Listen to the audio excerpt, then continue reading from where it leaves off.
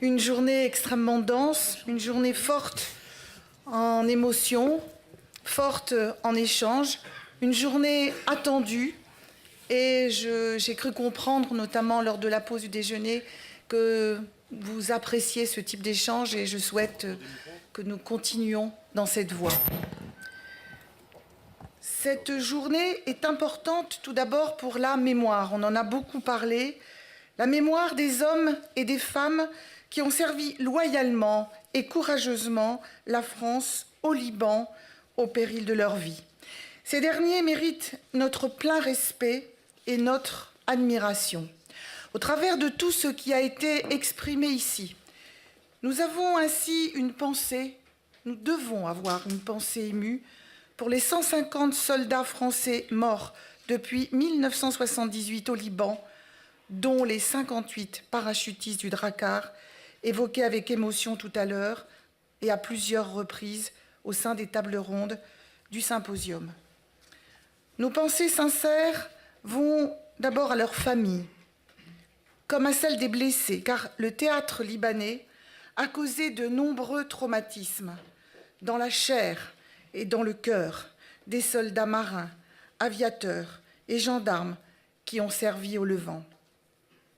Ce symposium est également important pour l'avenir et les témoignages croisés et inédits exprimés ce jour. Ils sont particulièrement précieux pour la préservation et la transmission de la mémoire de ces soldats des opérations extérieures. Et au-delà, pour la reconnaissance de la solidarité qui est due aux militaires des nouvelles générations du feu, au même titre qu'aux ressortissants des générations précédentes. Le monde combattant, à mon sens, il est un, il est uni. Qu'il s'agisse des anciens combattants issus de la conscription, qu'il s'agisse de ceux qui aujourd'hui s'engagent, le monde combattant porte en lui la responsabilité, avec nous tous, avec toute la nation, de la défense de nos valeurs, de la défense de ce qui est cher, et ils le font parfois au prix de leur vie. Donc le monde combattant d'hier et d'aujourd'hui est le même. Il n'y a pas d'anciens combattants qui aient plus de droits que d'autres. Ce symposium se veut être l'occasion pour l'Office de se tourner résolument vers ces combattants qui sont l'avenir aussi de notre établissement. Ressortissants de l'ONAC, au même titre que les anciens, parfois très jeunes, je le rappelle, qui doivent prendre toute leur place au sein de la nation et dans le dispositif solidaire de l'Office national des anciens combattants et victimes de guerre. La mémoire des OPEX est nécessaire. Elle est même une priorité pour l'ONAC, maison de tous les combattants.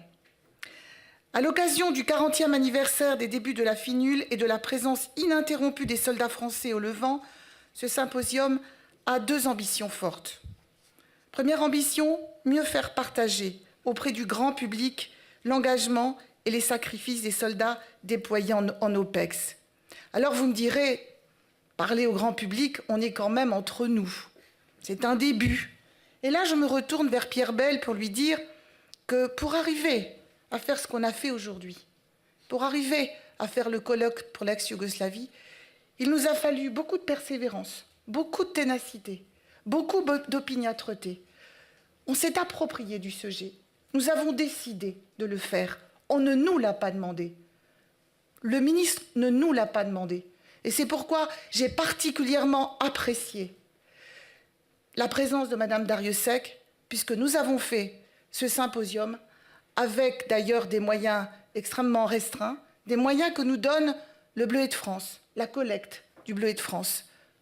Donc, je précise que notre tutelle ne nous a pas demandé de faire ce symposium. Mais j'espère qu'à l'avenir, tous ensemble, parce qu'elle nous a quand même délégué le service historique qui est là, mais je ne sais pas, je ne vois pas d'autres, le service historique et le CPAD, mais vraiment, je forme le vœu que l'année prochaine et les années qui suivent, nous soyons tous ensemble pour faire ce travail de solidarité qui est celui de l'ONAC, mais aussi ce travail de mémoire qui concerne tous et qui concerne pas seulement les armées, pas seulement le ministère, qui concerne la nation. Hier, nous étions tous, j'y étais, et peut-être beaucoup d'entre vous étaient dans la cour des Invalides, nous étions tous concernés. La France entière regardait l'hommage qui était fait par le président de la République à un soldat, un gendarme, mort pour la France. Et quand on voit les 58 morts au service de la nation, qui est quand même globalement assimilé, puisqu'ils ont les mêmes droits. Mais nous n'allons pas faire de détails entre ces deux appellations, colonel. Pour moi, c'est la même chose. Ils sont morts pour ce que nous avons de plus cher. Ils sont morts pour la patrie. Ils sont morts pour nos valeurs. Ils sont morts pour la démocratie, que les militaires défendent au premier rang, et puis que tous les citoyens ont le devoir de défendre. Faire connaître au grand public l'engagement et le sacrifice des soldats déployés en OPEX, telle est véritablement notre ambition. Apporter leur témoignage sur ces opérations qui ont durablement marqué les cœurs et les esprits en France et au Liban, deux pays étroitement liés par l'histoire et les liens d'amitié séculaire. Oui, ce symposium, et je pense qu'on a réussi, avait pour objectif de libérer la parole. La parole, c'est absolument essentiel. Comme l'a dit ce matin le général de la Prelle, en faisant référence à ce verbe, au premier était le verbe, eh bien je pense que c'est très important pour vous, c'est très important pour tous. Actuellement, on travaille sur le sujet très délicat des harkis. Eh bien, ce qui m'a le plus marqué, c'est que ce sont des personnes qui ont besoin de parler, qui ont du mal à s'exprimer, et que lorsque l'on ne parle pas, eh bien le mal reste en nous. Et je l'ai dit plusieurs fois et je le répète, l'absence de parole, l'absence de communication peut vraiment tuer un homme. Et donc, il est très important de libérer la parole, d'échanger. Il est très important aussi d'écouter, de s'écouter pour mieux comprendre. Longtemps négligé, le travail de mémoire sur l'expérience combattante des soldats des OPEX est devenu une nécessité, une priorité pour le ministère des Armées. Et l'ONAC prend sa part, et le département de la mémoire prend toute sa place. C'est ce que nous faisons aujourd'hui. C'est nouveau, oui, c'est nouveau. C'est nouveau, et cela a été dit, je le répète, depuis 2013. À l'occasion des 30 ans du Drakkar, la presse nationale s'empare du sujet. Un grand quotidien titre « 30 ans après le Drakkar, les rescapés se sentent abandonnés. Ils racontent le manque de soutien et les pensions qu'il faut mendier. 30 ans après, rien n'est effacé. Au contraire, qui est responsable de cette tragédie? Au fond, le but, c'est pas tellement de savoir aujourd'hui qui est responsable de cette tragédie. Est-ce qu'on le saura? J'ai entendu ce matin beaucoup de choses qui peuvent éventuellement étonner, enfin interpeller nos armées. On a parlé d'impréparation, on a parlé de responsables, on a dit tout, on se dit tout.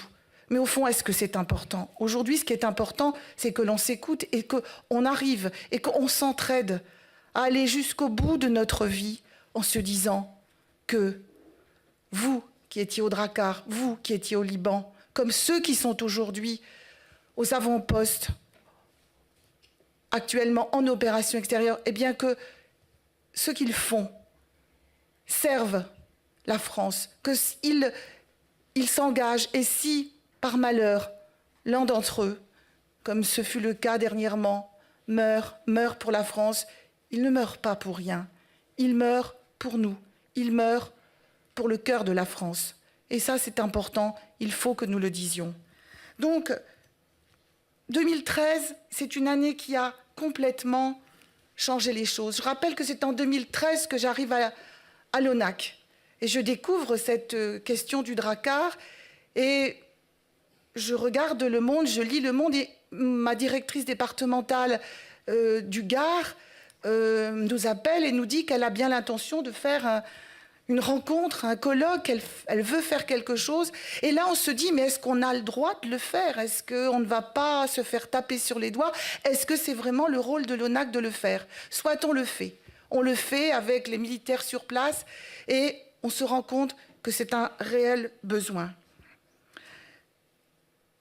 Dans ce contexte, M. Jean-Yves Le Drian se tourne vers l'ONAC et il nous mandate d'assurer le suivi individuel des blessés et des rescapés de cette tragédie.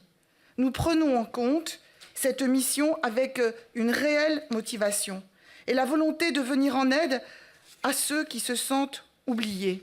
Nous constatons une détresse terrible. Je n'imaginais pas qu'on allait être confronté à ce type de détresse 30 ans après. Et très rapidement, nous, avec l'association des rescapés du Drakkar, et je veux ici vraiment vous en remercier, car l'ONAC ne peut rien faire seul. L'ONAC, n'oubliez pas, c'est un organisme paritaire qui s'appuie sur le travail des associations. C'est pourquoi le monde combattant parle de la maison. La maison ONAC, ça n'est pas le ministère, c'est une maison partagée entre ceux qui ont servi dans les armées, cette société civile, des associations et aussi toutes les institutions. Très rapidement, nous allons donc retrouver ces anciens du Drakkar. Avec l'association, nous allons travailler et très vite, nous allons enfin arriver à nos fins et à essayer de remettre en état, déjà de considérer. On commence par une manifestation, une commémoration. On se retrouve tous devant la tombe du soldat inconnu et je suis à côté de la mère de Laurent. Je ne sais pas quel est son nom de famille. Laurent. Elle est à côté. Laurent. Oui, enfin, Madame Jacquet. Elle est à côté de moi et nous sommes toutes les deux devant la tombe du soldat inconnu. Et elle pleure et je suis près d'elle, 30 ans après. Et c'est la première fois que je me retrouve dans cette situation.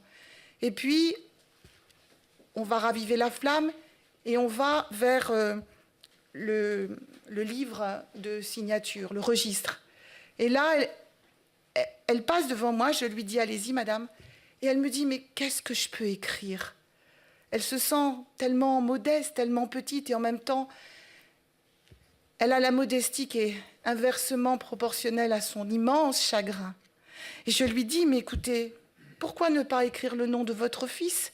Il sera finalement ici. Et puis chaque année, nous reviendrons, chaque année, et chaque année, nous épellerons les noms de tous ceux qui sont tombés au Drakkar, de ces 58 personnes.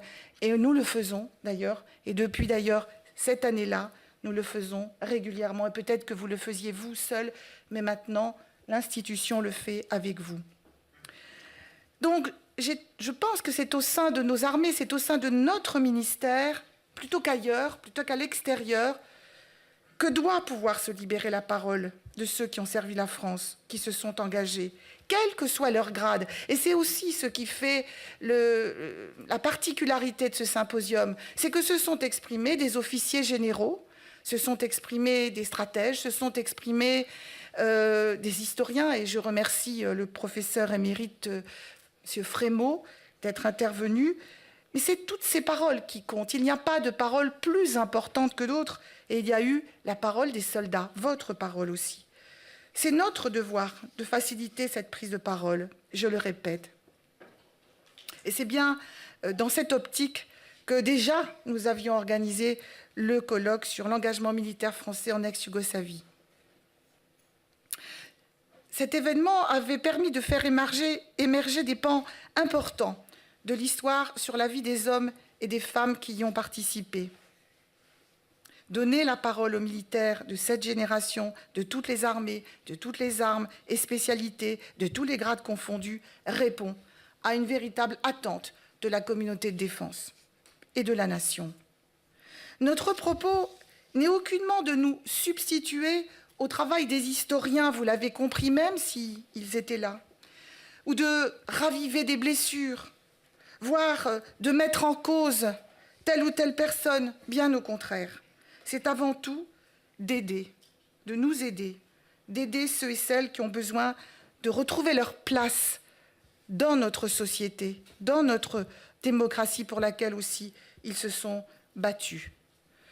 Il s'agit de rappeler que les acteurs directs des opérations extérieures menées par notre pays ont le droit de comprendre, ont le droit de savoir et surtout ont le droit d'être écoutés, d'être entendus. Écouter, être entendu, c'est aussi le rôle de ce symposium. Les nouvelles générations ont le droit à la mémoire. On parle toujours du devoir de mémoire. Et je pense qu'il est important de parler du droit à la mémoire. On a le droit aussi de se souvenir et de partager notre mémoire avec l'autre. La notion de devoir est importante, mais on ne peut comprendre le devoir que s'il y a un pacte de droit et de mémoire. Maintenant, je voudrais, pour répondre à ceux et celles qui ont posé des questions sur la transition, je viens d'évoquer devant vous l'importance de la transmission de la mémoire. Je veux saisir aussi l'occasion pour évoquer le rôle que l'Office joue auprès de ses ressortissants de la 4e génération du feu à travers les autres missions de l'Office. Les missions de reconnaissance et de réparation, évoquées par M. Arnaud, et la mission de solidarité. La reconnaissance, comme l'a dit M. Arnaud, et la réparation pour la 4e génération du feu, elle n'est officielle que depuis la loi du 4 janvier 1993, qui a permis l'attribution de la carte du combattant aux combattants des OPEX. Or, je vous rappelle que les OPEX existent depuis 1964.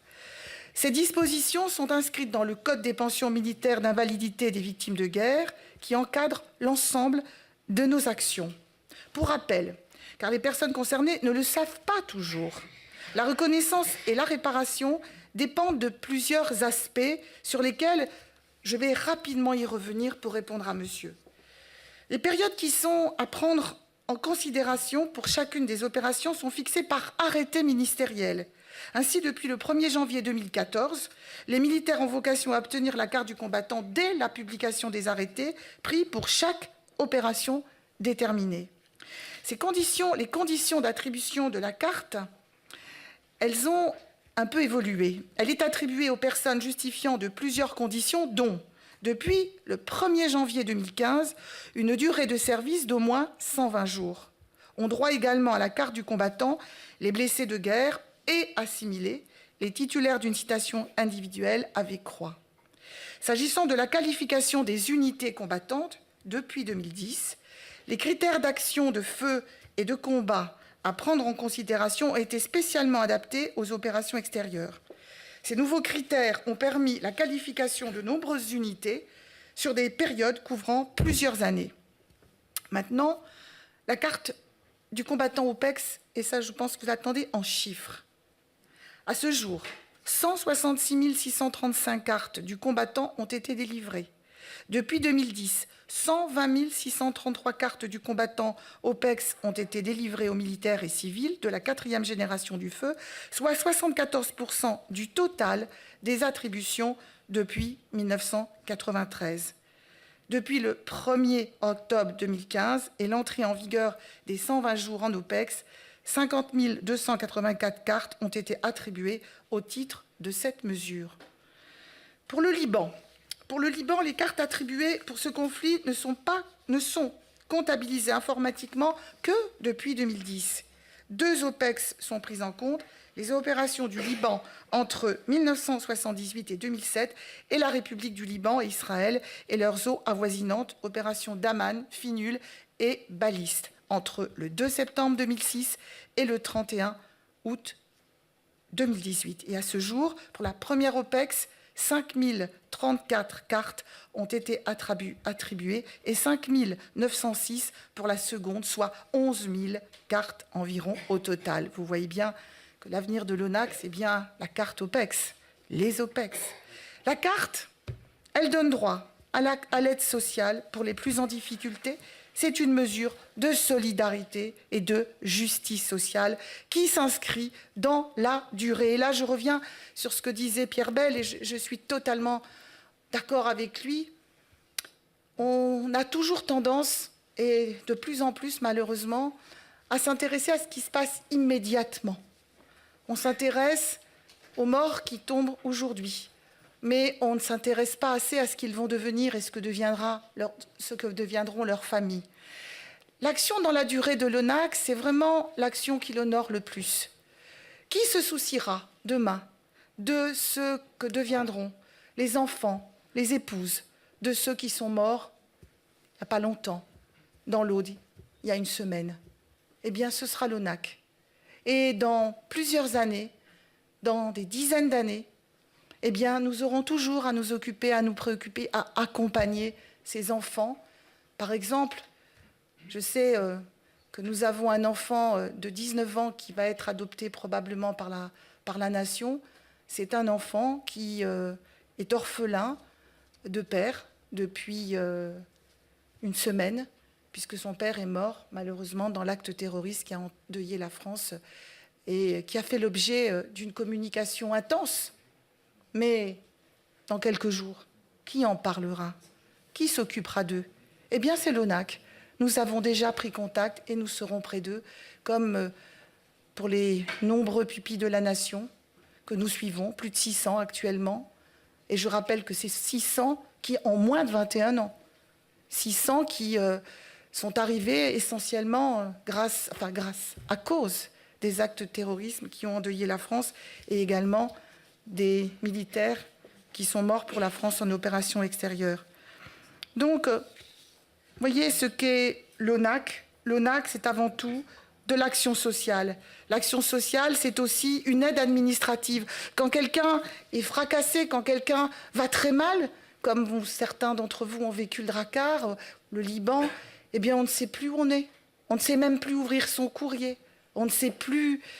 On se réfugie souvent dans une forme de solitude et on ne sait pas parler à ceux qui nous entourent puisqu'ils ne comprennent pas. D'où l'importance des associations qui se retrouvent. Vous vous retrouvez, pour certains d'entre vous, entre vous, pour parler de ce que vous connaissez, qui connaît mieux la détresse de l'autre à partir du moment où il a vécu la même.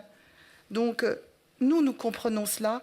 Et l'Office national des anciens combattants et le département de la solidarité, ici présent par Madame Double, qui en est la directrice, et ces 105 services de proximité apportent cette aide, ce suivi spécifique, individualisé aux blessés, avec le colonel Alavena, accompagne les veuves de guerre, les conjoints survivants, les pupilles de la nation et orphelins de guerre qui sont adoptés par la nation, organise dans chaque département des journées de solidarité pour faire connaître son action au plus grand nombre. C'est aussi le travail réalisé auprès des blessés rescapés du Drakkar que nous continuons ensemble. Et je ne reviens pas puisque monsieur le colonel Alavena en a parlé. Je terminerai en remerciant Madame Dariussec d'être venue. Elle est venue rapidement, mais je vous assure que sa présence pour moi est importante. Ça veut dire qu'elle accepte, ça veut dire qu'elle cautionne cette rencontre. Et pour moi, c'est très important. Avant de conclure, donc, je veux, au-delà de la ministre, remercier tous ceux et toutes celles qui nous ont fait l'honneur de participer à cette journée. Je veux remercier, il n'est pas là, bien sûr, le professeur Jacques Frémaux, qui a accepté de prononcer cette conférence introductive, qui a tout de suite été très importante pour placer un peu le décor de ce que fut le Liban. Puis, les tables rondes, je veux remercier tous les modérateurs, tous ceux de très grande qualité qui ont pris sur leur temps. Et je sais que les uns et les autres, Pierre Bell, Monsieur Mercher, Monsieur Ponce, Monsieur Guillemin, sont des personnes qui sont fortement occupées et qui ont accepté de venir et de faire ce travail. Je veux remercier tous ceux qui se sont exprimés, tous ceux qui étaient là, qui ont écouté, qui ont posé des questions. Ce symposium n'aurait pas pu avoir lieu non plus sans l'implication des associations nationales et locales du monde combattant, des services de l'ONAC présents sur l'ensemble du territoire. Le travail en mode paritaire avec le monde ancien combattant victime de guerre fait la spécificité et la force de notre office, qui a un statut particulier, et notre office qui est plus que centenaire. Cette mobilisation conjointe a permis d'identifier des témoins qui nous ont fait le très grand honneur de partager avec nous les heures et les malheurs de leur expérience au Liban. Je remercie toutes les institutions de nous avoir soutenus et je remercie aussi particulièrement celui qui a été la cheville ouvrière, qui travaille depuis déjà très longtemps sur ce sujet et qui est d'une discrétion et d'une modestie qui l'honore, M. Fisser, qui travaille depuis longtemps sur ce dossier. Oui, on peut l'applaudir. Il était, après avoir quitté l'armée, il a été directeur du service du Jura et je l'ai appelé, compte tenu de sa manière exceptionnelle de servir, pour diriger le département de la mémoire de l'ONAC. Je veux aussi remercier celui qui me supporte tous les jours, qui a son bureau situé exactement à côté du mien. C'est mon collaborateur le plus proche, mon adjoint. Je ne devrais pas dire collaborateur, mon adjoint, monsieur le contrôleur général Frédéric Charlet, d'ailleurs je ne le vois pas, qui a été le premier à me convaincre qu'on ne pouvait pas parler de mémoire des anciens, on ne pouvait pas arrêter la mémoire à la guerre d'Algérie. Et encore, on y travaille, on a du mal encore à parler de ces mémoires. Mais que ceux qui avaient vécu les OPEX avaient aussi le droit de s'exprimer, de parler. Ce n'était pas évident. Dans ce ministère qui est souvent qualifié de grande muette, ce n'était pas évident. Ça voulait dire que j'allais ouvrir une vanne et qu'on allait pouvoir s'exprimer. Je vous assure qu'il y en a encore qui sont très inquiets, je peux vous le dire. Eh bien, moi, je ne suis pas inquiète et je le remercie de m'avoir permis d'avoir cette audace. Je l'ai voulu, cette journée, comme j'ai voulu celle de Sarajevo, et j'espère qu'il y en aura d'autres. Et je forme le souhait, le vœu le plus cher, qu'à l'avenir, nous soyons beaucoup plus nombreux et que, au-delà de ceux qui nous soutiennent, je remercie le CPAD aussi d'être des nôtres, mais au-delà de ce service que nous lui avons demandé de faire, je souhaite que vraiment notre ministère s'empare de ce sujet qui me paraît extrêmement important, c'est d'aider les hommes qui ont servi la France, qui ont choisi la France, qui ont choisi ce service-là, qui n'est pas anodin, de s'exprimer. 50 ans, plus de 50 ans après les premières opérations extérieures, il est temps. Plus de 30 ans après le Liban, il est temps. N'attendons pas trop, car il sera vraiment trop tard et les mémoires s'éteindront et les yeux se fermeront et nous aurons cette responsabilité. En tout cas, j'aurai le sentiment que depuis 5 ans, grâce au travail que nous avons fait avec les armées, avec les chefs d'état-major qui ont bien compris, le chef d'état-major des armées que j'ai rencontré et qui nous soutient également, mais on attend de voir un petit peu ce qui se passe, on est encore sous observation. Grâce au travail remarquable que nous faisons avec le service de santé, les cellules d'aide aux blessés, nous avons le sentiment d'être dans un bon chemin. Nous allons le continuer. Je ne souhaite pas que nous le fassions seuls. On doit le faire ensemble. Je souhaiterais qu'on soit de plus en plus nombreux à le faire, dignement, mais que notre ministère en soit gagnant. Parce qu'il ne suffit, je ne souhaiterais pas que ce soit faire un procès, que ce soit compris comme faire un procès à notre ministère. Notre ministère est un grand ministère, nos armées sont grandes, il faut les respecter, il faut les encourager. On a le droit de se parler, on a le droit de se dire ce qui va et ce qui ne va pas. On doit être fiers, droit dans nos bottes, nous pouvons l'être. Nous servons tous ensemble à notre niveau la France et nous pouvons dire ce que nous pensons tout en aimant passionnément notre pays, passionnément ce que le service de la France, le service des armes, c'est toute notre fierté. Et en tous les cas, c'est la mienne. Je vous remercie.